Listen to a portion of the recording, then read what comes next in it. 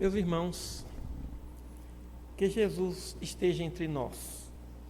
O nosso tema da noite, perseverar até o fim. Nós já falamos sobre esse assunto em outras oportunidades, mas vamos abordar esse mesmo tema, tratando de alguns aspectos. O que faz a pessoa começar algo e não concluir? É evidente que a resposta ou as respostas para essa indagação são complexas. Não é um tema fácil, porque existem momentos que temos de desistir de algum tipo de ocupação, de meta, de objetivo, substituindo aquele objetivo por outro objetivo.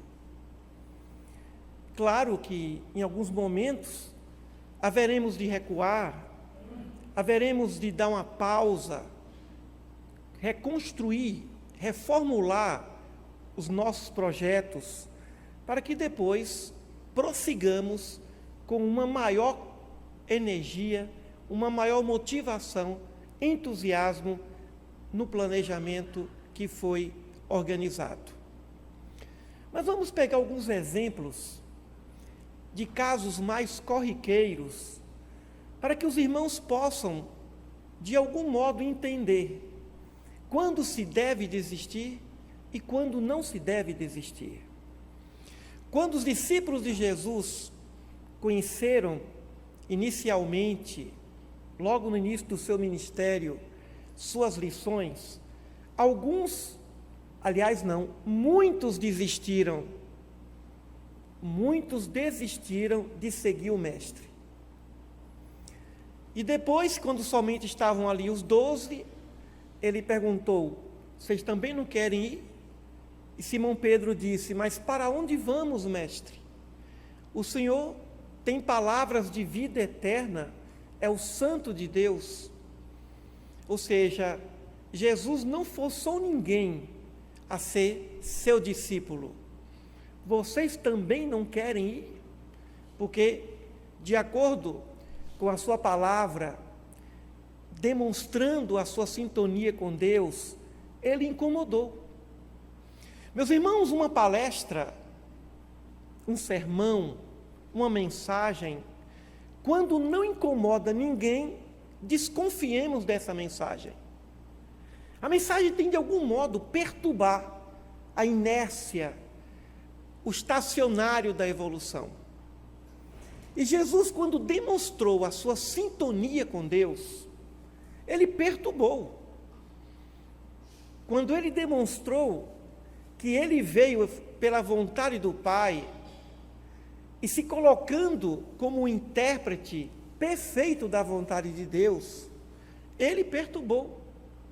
Ele não agradou os religiosos do seu tempo.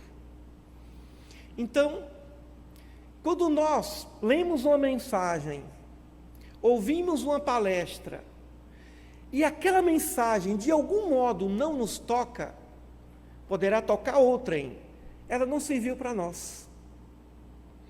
É como se disséssemos aqui, diante da mensagem: não é para mim. Não senti que fosse para mim. Não raras vezes a mensagem é para nós, mas nós sempre pensamos que a mensagem é para o outro. O grande conflito do ser humano está entre o materialismo de uma encarnação e a espiritualidade gritante das necessidades do espírito. Precisamos, então, fazermos algumas observações. Por exemplo, alguém está fazendo um curso superior, fazendo um curso, uma graduação. No último ano, no ano da formatura, essa pessoa recebe um convite para fazer um intercâmbio cultural em seu país, em algum país sonhado na Europa. E aí a pessoa fica: é o ano da minha formatura, E agora surgiu essa oportunidade, essa bolsa de intercâmbio. É o sonho visitar esse país, estudar nessa capital. O que eu faço? Abrevio, adio a minha formatura, ou eu vou participar desse ano ou desses 2 anos desse intercâmbio cultural? É uma dúvida. Resposta para essa dúvida: não vá, termine o seu curso. Por quê? Porque existe um clamor da vida. Há uma lei natural da vida que nos fala que deveremos concluir aquilo que nós começamos. É a prioridade. Então o indivíduo não vai adiar a sua visita, a sua ida, o seu estudo até aquele país, até aquela capital. Mas não vai mais como estudante, vai como bacharel, como graduado. Vai na condição de estudante de uma pós-graduação, mas termine o seu curso. No último ano, conclua o seu curso. Conclua o seu curso. O indivíduo quer arrumar um emprego. Até agora não apareceu nenhum emprego, mas ele quer trabalhar. Se candidate a uma atividade voluntária, para que você diga à vida que você quer trabalho e não apenas emprego. E como voluntário, ele vai acelerar o processo e logo mais ele estará empregado. Então nós temos que começar a entender certos sinais, certas condições, certas exigências da própria vida. Conclua aquilo que você começou. Mas se no meio do caminho alguém pode perguntar: eu descobri que não é o que eu gostaria. Uma vez, alguém chegou e disse assim: eu acho que eu vou desistir desse curso. O meu curso é outro. A pessoa estava na metade do curso. Eu disse: termina primeiro esse. Mas por quê? Porque se você não concluir esse, a vida vai entender que você também não vai concluir o outro. Demonstre a você e à vida que você conclui aquilo que você começa. Conclua primeiro esse, para depois prosseguir naquilo que você acha que é o mais interessante. E o que é impressionante: a pessoa termina o curso e descobre que aquele é o seu curso, não era o outro. Por algum momento ele pensou que o outro curso superior seria o interessante, quando, com o passar do tempo, ele descobriu que não era. Por quê? Porque nós somos, por natureza, inquietos e quase sempre desconcentrados. Eu entro em sala de aula e é impressionante os alunos com seus celulares ali digitando. Tem professor mais sábio do que eu, que já tem até aquele bloqueador de celular. Eles põem no bolso, liga o bloqueador e ninguém consegue nada no celular. E ninguém fica sabendo por que só na aula desse professor não dá para entrar nas redes sociais. É um professor sábio. Qualquer hora dessa eu vou precisar desse aparelhinho. Se bem que nas minhas aulas nem precisa disso, porque eu grito tanto, eu perturbo tanto a paciência deles, que eles não têm como se concentrar falando ou digitando alguma coisa. Mas esse professor, cuja matéria é mais delicada, ele bloqueia o celular, porque ali estão os desconcentrados que estão pagando para ter a aula e estão recebendo o produto, mas não aceitam o produto. Parece que o estudante é um dos poucos consumidores que gostam de pagar e não ter o produto, ou seja, de não ter a aula. Então, como é que esse aluno pode, durante 4, 5 ou 6 anos de graduação, aprender alguma coisa, passando o tempo todo com seu celular ligado, conversando em redes sociais? Então, é para não usar celular? Não, não é isso. É para poder ter uma capacidade de concentração naquilo que faz. O indivíduo vai estudar, desliga o celular. Não deixe o celular ligado. Porque aí qualquer coisinha, qualquer chamada, desconcentra, atende, e até que volte aos estudos, já perdeu a concentração.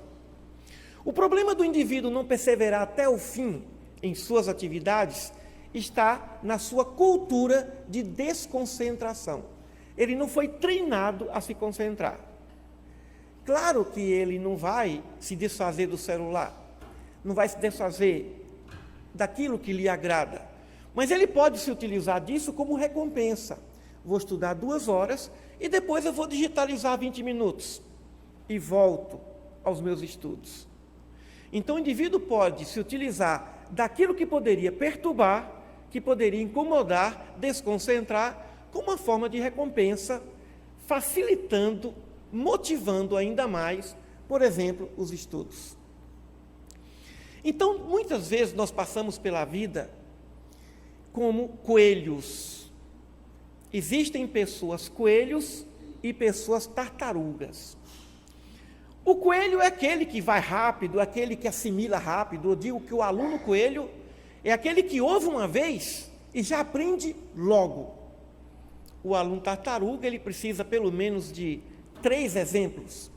Ele precisa de ler 3 vezes. Assiste um filme e depois tem que assistir de novo, porque quando ele vai assistir da primeira vez, ele perdeu alguns detalhes que da segunda vez ele assimilou. Tem gente que não precisa da segunda ou da terceira vez. Então a vida precisa de coelhos ou de tartarugas? A vida precisa de coelhos que terminem suas jornadas e de tartarugas que concluam também. Mas o que nós vemos? Os coelhos inteligentes, rápidos, ágeis, não concluindo o que começaram. A tartaruga que vai ali no seu passo, devagarinho, que não tem essa velocidade, que não tem essa inteligência, mas que tem a capacidade de ir de forma reta, certeira, sem parar pelo caminho, devagar, mas sempre, e atinge a sua meta, atinge o seu objetivo. Então tem pessoas que nós olhamos, por exemplo, professores, olhamos os currículos dos professores.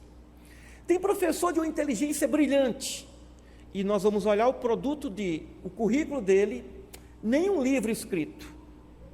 Não houve uma produção literária com tanta inteligência. Onde está a produção dele? Porque o professor universitário, a ele se exige produção intelectual. Textos, monografias, artigos científicos, obras. Então tem professores, por exemplo, que não têm aquela inteligência brilhante.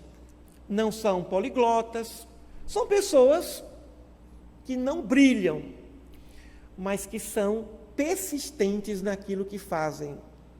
E depois que nós pegamos o currículo desse professor, ficamos surpresos. Por que ele, que não parece ser tão brilhante, tem uma produção tão eficaz? Uma produção tão vultosa. E aquele que nós esperaríamos um pouco mais dele, porque ele é brilhante, a produção dele não existe. Isso me lembra alguns colegas de faculdade. O pior aluno da minha sala, aquele que quase que não estudava, hoje, na área do direito, ele é juiz federal. E aquele que mais brilhava, aquele que sempre era o primeiro da turma, ele ocupa uma função como servidor público, que não é de delegado, de promotor, de assessor jurídico, não. Uma função de respeito, mas nós esperávamos que essa pessoa chegasse à magistratura, porque fez uma brilhante graduação. Mas qual a diferença? A diferença é que um vai com calma, persistentemente, esforçadamente, e parece que a vida olha para esses multiplicadores de talentos e oferece muito mais a eles.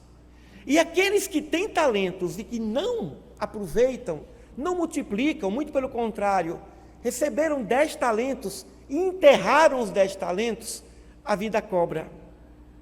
A vida exige, e muitas vezes exige de forma extremamente contundente. É como na seara espírita, o orador espírita, de brilhante inteligência, fala muito bem, e nós perguntamos, cadê a obra dele? Cadê o livro dele? Cadê a produção dele? Não, ele não tem nenhum livro, ele faz palestras, ele é bom orador, mas ele não produziu. Aí eu sempre sugiro alguns deles, gravem suas palestras. São palestras brilhantes. Gravem e depois peçam para alguém transcrever. Quantas obras são publicadas decorrentes de palestras? Quantos mestres hindus, ocidentais, que têm livros publicados de palestras que seus alunos, discípulos, transcreveram. E muitas vezes essas pessoas passam e não aproveitam dessa sabedoria, não aproveitam dessa inspiração para perpetuar esse trabalho. É impressionante.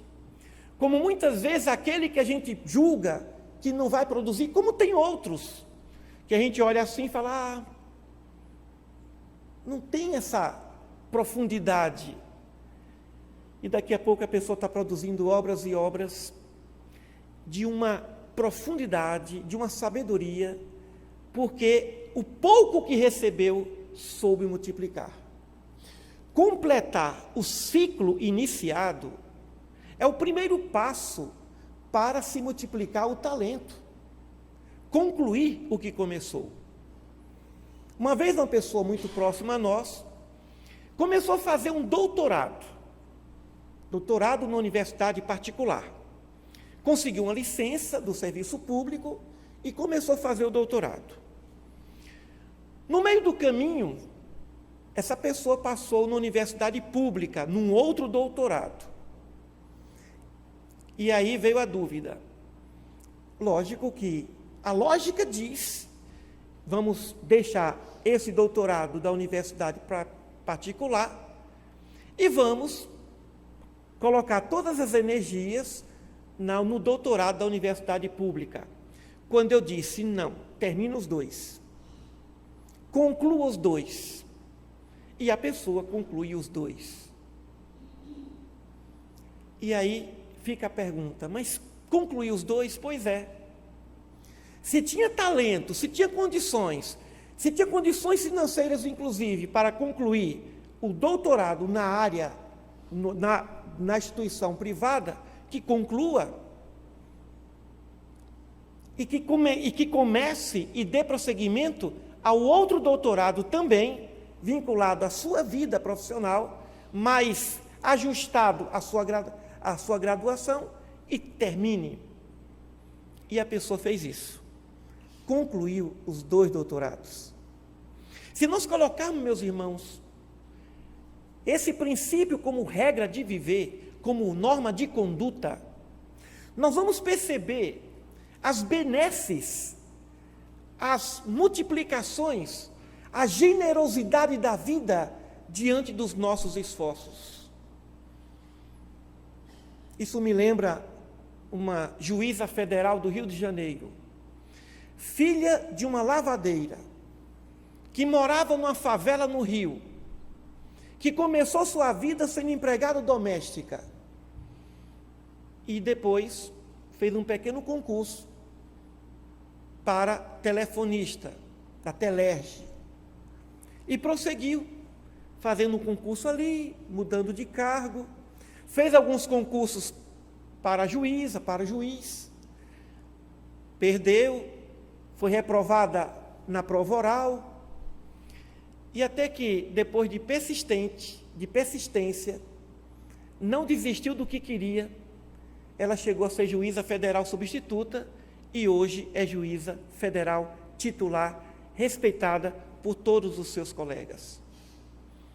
Então, muitas vezes a pessoa desiste, não é porque veio um sinal, É porque a pessoa não acredita que pode concluir. Uma turma de medicina. Passar em medicina já não é fácil. Concluir o curso de medicina também não é. Mas o pior de tudo isso é conviver com os colegas. Tem professores na faculdade de medicina que vai fazer uma chamada e faz a chamada nome e sobrenome, querendo saber de qual família aquele estudante pertence. Se é uma família proprietária de hospitais, de tradição da medicina, e aqueles que não são da tradição, que seria mais ou menos como aconteceu aqui em Goiás, a filha de um gari, os irmãos viram essa matéria, a filha de um gari que se graduou em medicina. Certamente a filha desse gari sofreu, porque o preconceito continuará existindo se esse estudante não for de uma família tradicional daquele lugar da área médica. Então a dificuldade de passar no vestibular, a dificuldade de conviver com aquelas pessoas, a discriminação vinda de alguns professores e ainda ter que formar. E depois que conclui o curso, as dificuldades para se fazer uma residência. A luta que é para romper as barreiras do preconceito. Muitas vezes, essa luta faz com que o indivíduo desista. Não, eu não aguento mais. Vou desistir dessa intenção, desse sonho, que é um equívoco. Não se deve desistir. A não ser que o indivíduo diga, olha, eu vou concluir, mas depois eu não vou seguir esse caminho, vou seguir esse. Tudo bem, mas concluiu. O princípio é, conclua a tarefa começada.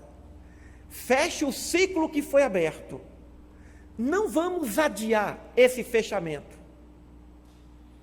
Uma coisa de cada vez, prioridades, determinar prioridade, mas concluir. E quando nós fazemos isso, e adquirimos essa prática, ao final da nossa existência terrestre, quando olhamos para trás, nós vamos perceber o quanto que fizemos, o quanto que produzimos. Mas quando nós começamos e não concluímos nada, a sensação de frustração é extremamente desagradável. Tem gente que já começou 3, 4, 5 cursos e não concluiu nenhum. Começa e não conclui nada. Vejamos o sofrimento de uma alma dessa. O sofrimento de uma pessoa que começa e não termina nada. Começa um livro e não conclui o livro. Termina o livro. Ah, mas não gostei do livro. O livro no meio do caminho não me agradou. Pois é, mas conclua. Conclua para seguir o princípio de terminar o que começou. É por isso que nós temos que tomar alguns cuidados antes de estabelecermos as nossas escolhas. Vamos pensar bem, principalmente nos dias de hoje, quando nós temos uma riqueza de informações. O jovem, por exemplo. O jovem, poderíamos dizer que nós temos 2 tipos de humanidades. A humanidade antes da internet e a humanidade depois da internet.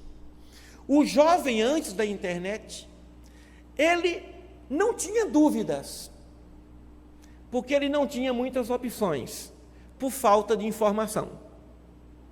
Hoje, com a internet, o jovem tem muitas informações, mas ao mesmo tempo a dúvida dele aumentou, porque ele tem muitas informações e ele, na adolescência, por exemplo, não sabe o caminho a seguir.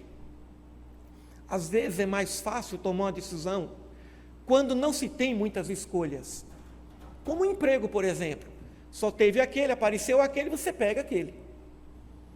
Mas tem também o inverso. 3 propostas no mesmo dia de emprego. Aí a dúvida gera o sofrimento. E qual o princípio? Não, vou pegar aquele que ganha mais, vou pegar aquele que chegou primeiro. Aí o indivíduo vai determinar os seus princípios. Eu vou trabalhar naquela área que eu gosto mais, que aí seria um excelente princípio. Mas o jovem de hoje, o adulto também, ele tem muitas informações. Ele não pode alegar ignorância. Ele tem acesso. Se ele não tem em casa, ele conhece alguém que tem acesso a essas informações. E agora, já que ele tem tantas informações, ele precisa tomar uma decisão. É o momento mais importante da vida dele, o momento da decisão. E como tomar essa decisão? É aí que surge a necessidade da oração. É aí que há uma necessidade de uma conversa com Deus. Confiar nessa conversa, nesse intercâmbio. Também pesquisar, saber de especialistas para que eles possam nos dar alguma orientação, para que a decisão não seja tomada e depois venha o arrependimento. É como no casamento, por exemplo. Uma pessoa que mora numa cidade de 5, 10 mil habitantes no interior, um rapaz ou uma moça, não tem muitas dúvidas sobre aquele que vai namorar ou não. São tão poucas opções.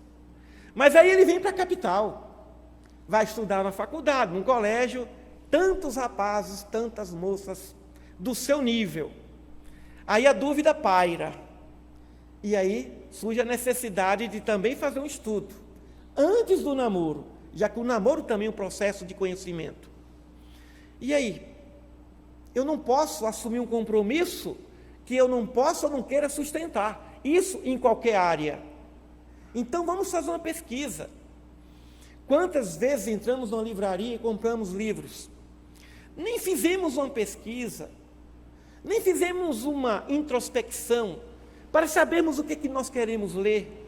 E aí nós compramos os livros, levamos para casa e não os lemos. Ou começamos a ler aquele livro e não concluímos. Temos tantos livros em casa que foram começados e não foram concluídos em nossas leituras. Então precisamos ter muito cuidado no momento da escolha, porque hoje, mais do que nunca, ninguém pode alegar falta de informação. A internet está aí, nos dando todas as informações sobre qualquer coisa, na área da profissão, na área do afeto, na área da vida pessoal, nas cidades, onde eu vou morar, onde eu vou estudar, como é esse ou aquele curso. Mas aí, se aumentou o grau de informação, se aumentou se aumentou o conjunto de opções, de informações, também aumentaram as dúvidas. E diante de tantas dúvidas, a prece, a pesquisa, a análise, são fatores que irão nos ajudar para tomarmos a melhor decisão naquele momento. E vamos tomar a decisão. Uma vez tomada, não vamos recuar. Preparou para a viagem nas férias para ir para o sul. Organizou a viagem. Agora vai para o sul e não para o norte. Ou vai para o norte e não para o sudeste. Tomou a decisão, pesquisou, agora siga. A não ser que motivos de força maior, eu costumo dizer que o único motivo de força maior que pode fazer alguém desistir, ou é a morte, ou é a total incapacidade do indivíduo de agir. Problemas físicos, incapacidade de ação por enfermidade física ou a morte. É a única coisa que pode justificar o indivíduo não concluir o que ele começou. Então vamos concluir. E aí, depois da conclusão, depois do término da obra, da ocupação, do objetivo, nós vamos nos sentir perfeitamente alinhados com a vida. Deus nunca deixou um trabalho dele ao meio do caminho. Ele conclui o que ele começa. Não tem nada inacabado na obra divina. O nosso próprio Mestre Jesus não deixou nada inacabado. Ele foi preso, ele se deixou prender na hora que ele quis.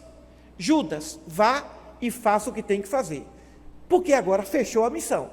Já disse tudo o que tinha que dizer, fez tudo o que devia fazer, agora chegou o momento do sofrimento. Depois virá o momento do reaparecimento, da ressurreição. Mas vamos concluir.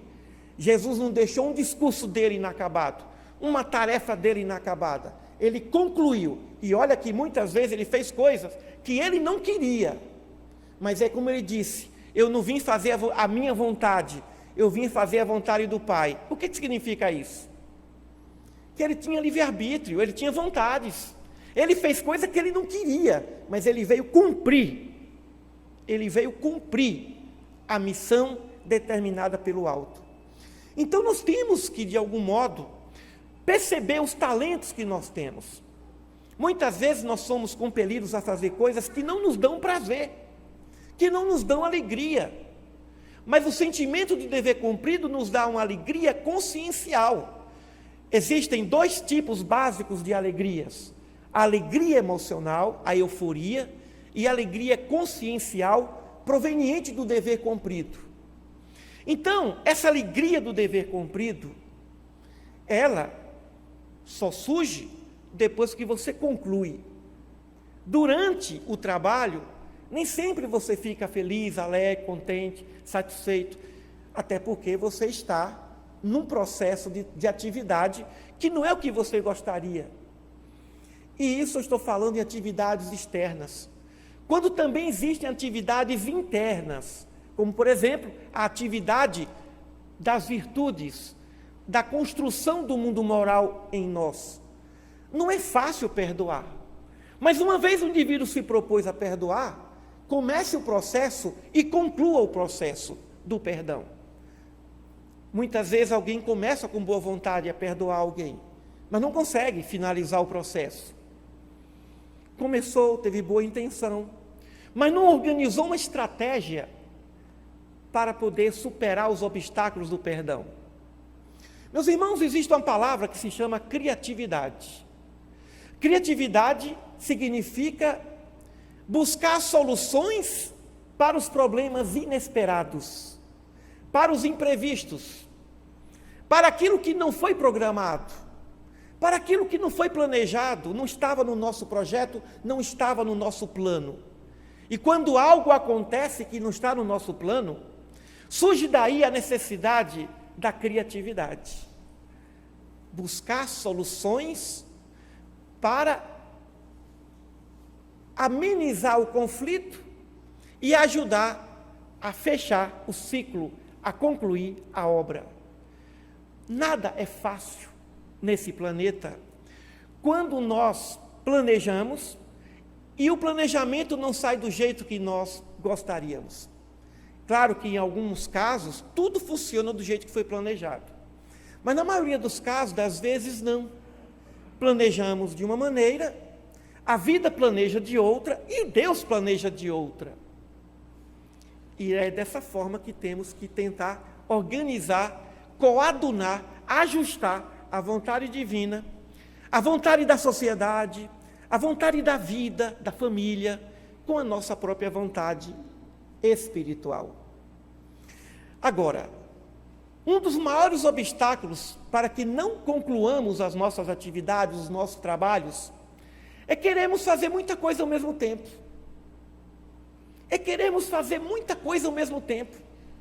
Porque a nossa cultura é da quantidade.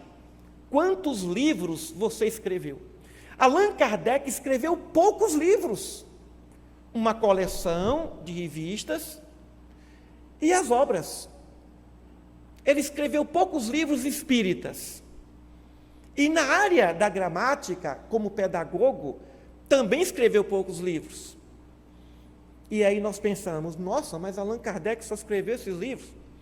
E os principais são o Livro dos Espíritos, o Livro dos Médiuns, o Evangelho segundo o Espiritismo, a Gênese, Céu e Inferno. E depois veio obras póstumas após a sua desencarnação. Pronto.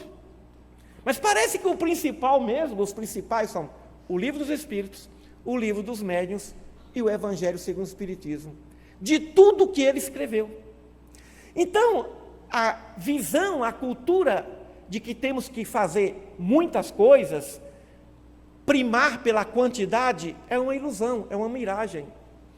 Deus quer o bem feito, Deus quer qualidade e não quantidade. É a tartaruga que vai na sua linha, na sua direção, primando pela qualidade. E não pela quantidade. Não, eu quero escrever 100 livros. Eu quero fazer 1000 palestras. Eu quero escrever 10.000 mensagens. Tudo bem. Se for com qualidade, ótimo. Mas se não for com quantidade, vamos desistir da quantidade. Se não for com qualidade, vamos desistir da quantidade. Porque a quantidade vai prejudicar a qualidade. Se nós damos conta de fazermos com quantidade uma coisa e com qualidade a mesma coisa, vamos prosseguir. Agora, não vamos desistir da qualidade por causa da quantidade, porque isso é uma forma também de não concluir o que começou. O indivíduo pode terminar 10 livros. Allan Kardec fala sobre isso na sua Revista Espírita. Ele escreve 10 livros, quando ele poderia ter escrito um livro de alta qualidade. Quando ele poderia produzir uma única obra com alta qualidade, mas ele resolveu fazer 10, sem qualidade, ou pelo menos com qualidade mediana. Então a vida quer trabalhos de qualidade. A vida quer que sejamos pessoas com qualidades. Então não basta a quantidade do fazer. Olha, a minha agenda está cheia, eu tenho atividade assim, eu tenho atividade ali, segunda eu tenho reunião, terça, quarta, quinta e sexta. A pessoa não tem agenda para a família. De segunda a domingo ele tem atividade. E aí a gente pergunta, e a qualidade? Aí a qualidade é do amor. Qual é a qualidade do amor no seu trabalho? Ah, não tem, porque a quantidade absorveu, a quantidade perturbou a qualidade. Então, um dos grandes obstáculos para quem não quer, ou para quem não pode, ou para quem desiste, não conclui o que começou, é a tentação da quantidade. É a tentação da quantidade. O indivíduo fica tentado para mostrar que fez muito. E na hora da qualidade, ele vai ser medido e pesado pela lei divina, não é pelo muito que se faz, é pela qualidade com que se faz. Então, tenhamos cuidados com essas tentações. A tentação do desânimo também. Ah, eu cansei. Cansou, dá uma parada, repousa, mas conclui. O que não pode é desistir. Modifica a estratégia, mas conclua. Modifica a estratégia, mas não deixa pelo meio do caminho. Para o seu próprio bem, para que você sinta que você é capaz de fazer alguma coisa. Para que você sinta que você é capaz de concluir o que você começa. A satisfação do espírito, quando ele realiza uma obra, é infinita. Mas a frustração desse mesmo espírito, quando começa e não conclui, é também infinita. E o pior, cai em depressão, tristeza, vazio, melancolia, e quando não, começa a perturbar o outro, com pessimismo, querendo que o outro não conclua o que começou. Então, meus irmãos, vamos perseverar até o fim. Como Jesus disse, aquele que perseverar até o fim, esse será salvo. Será salvo dos problemas, das frustrações, se livrará de uma série de conflitos internos, porque ele aprendeu com Deus que não dá para começar e não concluir aquilo que começou. Mas concluamos com amor, concluamos com alegria, concluamos sem estresse, porque o importante é fazer tudo com equilíbrio. Se alguma coisa nos tira o equilíbrio, é como exercício físico. Exercício físico não pode gerar dor. Se gerar dor, tem que dar uma calmada. Ou seja, os nossos trabalhos não podem gerar estresse, cansaço, não podem gerar tristeza, melancolia, depressão. Os nossos trabalhos têm que ser de acordo com as nossas possibilidades. Eu dou conta disso. É o autoconhecimento. Eu dou conta disso. Disso eu não dou conta, não. Isso não é comigo. Então vamos fazer o que nós consideramos que temos condições de fazer com equilíbrio.